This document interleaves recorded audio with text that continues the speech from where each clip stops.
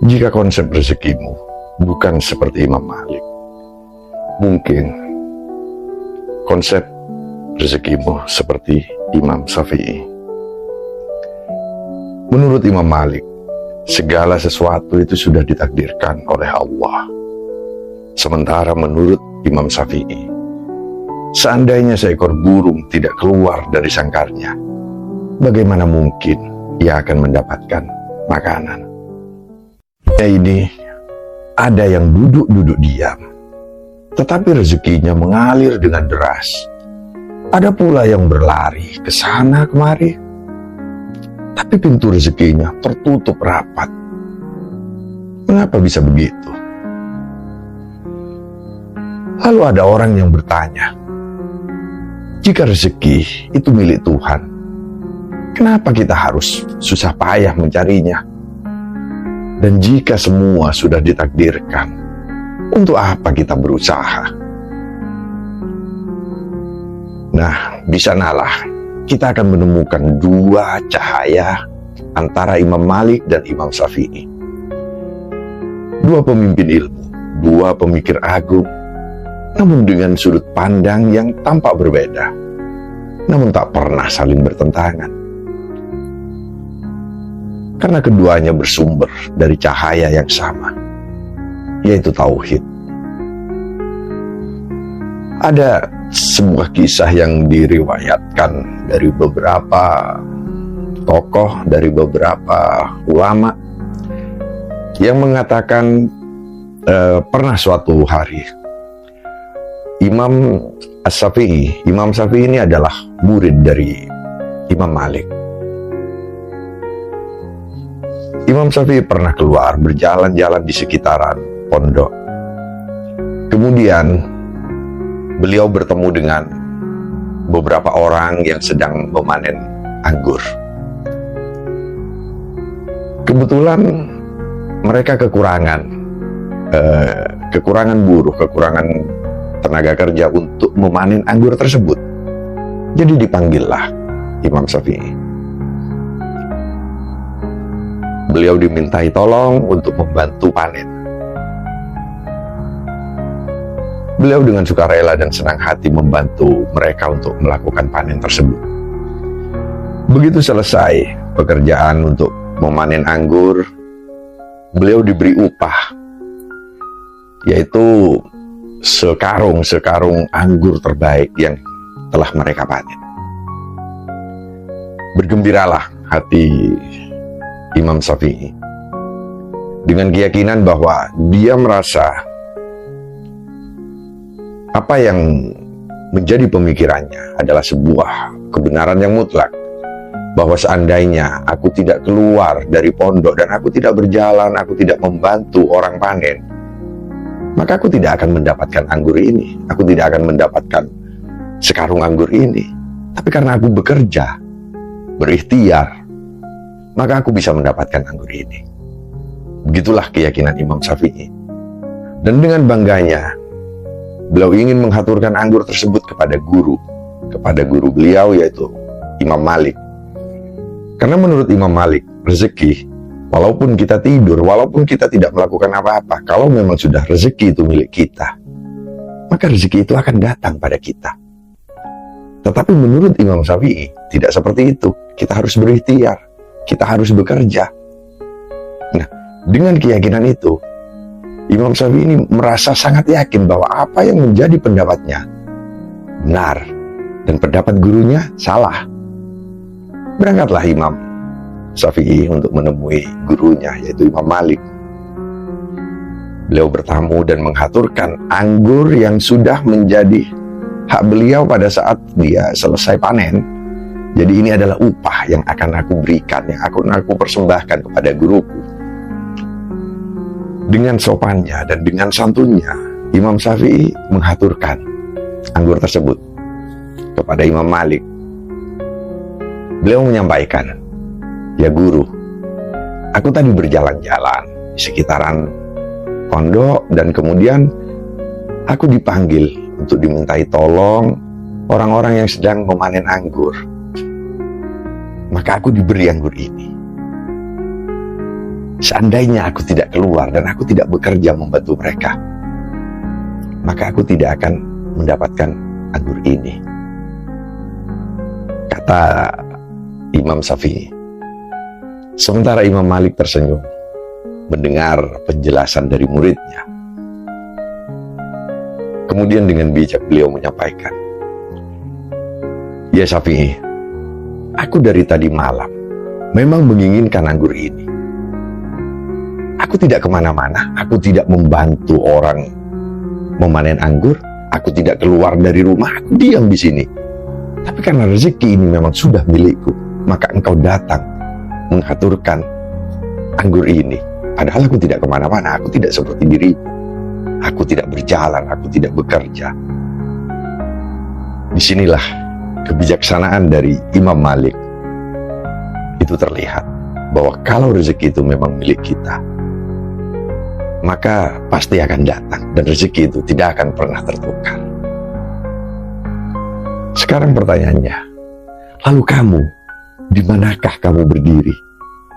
Apakah menerima saja seperti Imam Malik atau bergerak dan bekerja seperti Imam Syafi'i?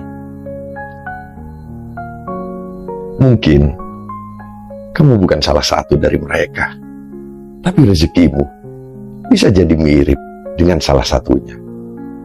Dan tugasmu adalah menemukan cara terbaik untuk mendekatinya. Dalam sabar atau dalam langkah. Rezeki itu bukan sekedar nominal. Jangan kamu sempitkan makna rezeki dengan hanya dengan angka. Karena jika hanya uang yang kamu anggap sebagai rezeki, maka kamu sedang menutup mata dari anugerahnya, dari anugerah yang lainnya, dari semua anugerah Allah.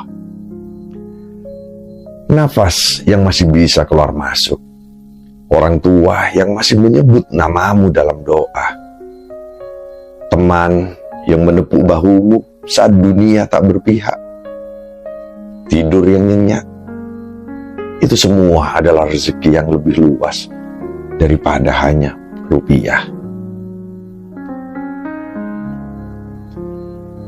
Pernahkah kamu bersyukur karena hari ini kamu masih bisa merasa lapar? Itu artinya kamu masih hidup. Dan selama masih hidup, maka rezeki akan selalu bersamamu. Imam Malik dan kepasrahan yang berkelas. Imam Malik hidup dalam kepercayaan penuh pada takdir Allah. Ia tidak berjalan tergesa-gesa dalam hidup, karena ia tahu apa yang sudah dituliskan oleh Tuhan tidak akan pernah meleset dari sasaran. Pernah suatu hari beliau berkata, "Jika engkau berbuat baik, maka yakinlah balasannya pun akan baik. Karena kebaikan tak pernah luput dari catatan langit." Kepasrahan Imam Malik bukan sebuah kelemahan, tapi kepercayaan yang utuh bahwa segala hal yang terjadi di bumi ini tak pernah luput dari izin ilahi. Ia diam, tapi hatinya berjalan menuju surga. Ia tenang, tapi pikirannya menggema dalam sejarah. Karena diam bukan berarti pasrah tanpa makna, tapi sebuah bentuk kepasrahan yang sangat berkelas. Sementara Imam Syafi'i adalah usaha yang beradab. Imam Syafi'i tidak percaya pada kemalasan yang dibungkus dengan kalimat semua sudah takdir. Beliau mengajarkan bahwa rezeki itu seperti burung yang akan terbang menjauh jika tidak kamu dekati dengan tangan yang sabar. Bangunlah lebih pagi dari kesedihan, karena rezeki itu tidak datang pada mereka yang tidur terlalu lama.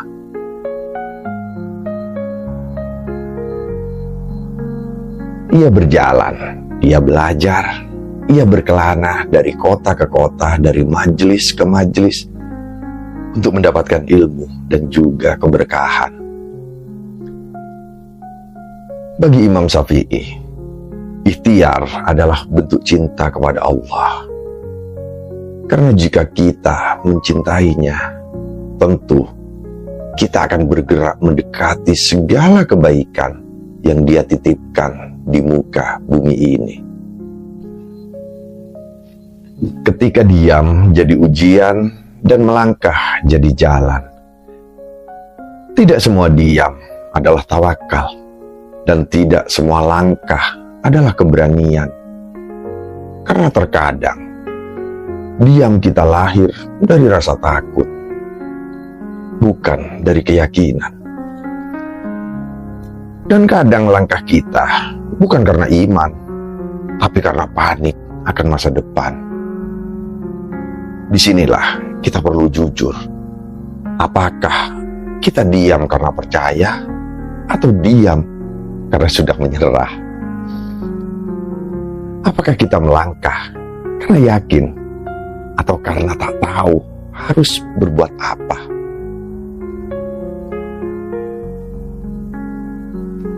Burung pun setiap pagi keluar dari sarangnya. Ia tidak tahu apakah biji masih tersedia di ladang. Tapi ia terbang juga. Dan Tuhan tidak pernah mengecewakannya. Rezeki dan waktu adalah dua misteri yang harus dipeluk. Tidak semua yang kamu kejar akan langsung kamu dapatkan. Dan tidak semua yang datang kepadamu adalah karena kamu mencarinya. Rezeki itu seperti embun. Seperti embun pagi. Ia datang ketika kamu sudah cukup sabar menanti. Tapi tak bisa kamu simpan jika kamu terlalu tergesa-gesa. Mungkin saat ini kamu belum kaya, tapi lihatlah, kamu masih dikelilingi oleh orang-orang yang tulus. Itu adalah kekayaan jiwa. Mungkin saat ini kamu belum sukses, tapi kamu masih punya tekad untuk bangkit. Itu adalah rezeki yang paling bernilai. Dan jika kamu merasa doamu belum terkabul, bukan berarti Tuhan tidak mendengar. Bisa jadi Tuhan sedang menyempurnakan waktu terbaik untuk menjawabnya. Rezeki itu tidak datang karena kamu hebat, tapi karena kamu tahu diri. Rezeki itu bukan karena gelarmu, bukan pula karena koneksimu, tapi karena hatimu tahu cara bersujud dan jiwamu tahu cara untuk memohon. Allah tidak memilih orang yang pintar, tapi Allah memberi pada orang yang tahu diri, orang yang tahu bahwa dirinya lemah dan hanya Tuhan yang kuat. Jangan sombong ketika rezekimu deras, karena sungai yang besar pun bisa kering saat musim kemarau. Dan jangan putus asa ketika kamu masih menunggu, karena langit akan menurunkan hujan tepat ketika bumi sudah cukup gersang. Mungkin kamu burung di dalam sangkar atau elang di langit. Mungkin kamu seperti burung di sangkar yang menunggu rezeki datang dari sela jeruji. Atau mungkin kamu adalah elang yang terbang tinggi menjemput setiap peluang. Tidak ada yang salah dari keduanya, selama hatimu tetap terpaut pada Tuhan dan langkahmu tidak menginjak hak orang lain. Karena pada akhirnya rezeki itu bukan di langit atau di bumi, tapi di tangan Tuhan yang Maha Mengetahui. Dan siapapun yang percaya tidak akan pernah kelaparan dalam keyakinan. Jika konsep rezekimu bukan seperti Imam Malik, maka mungkin kamu seperti Imam Syafi'i. Atau mungkin kamu berada di tengah-tengah mereka, antara diam dan melangkah, antara doa dan kerja, antara pasrah dan percaya. Dan di sanalah rezekimu menunggu, dalam sabar yang tidak diam, dan dalam langkah yang tidak sombong. Teruslah hidup dalam tawakal, teruslah bergerak dalam ikhtiar, karena rezeki bukan soal siapa yang lebih kuat, tapi siapa yang lebih dekat pada Tuhan.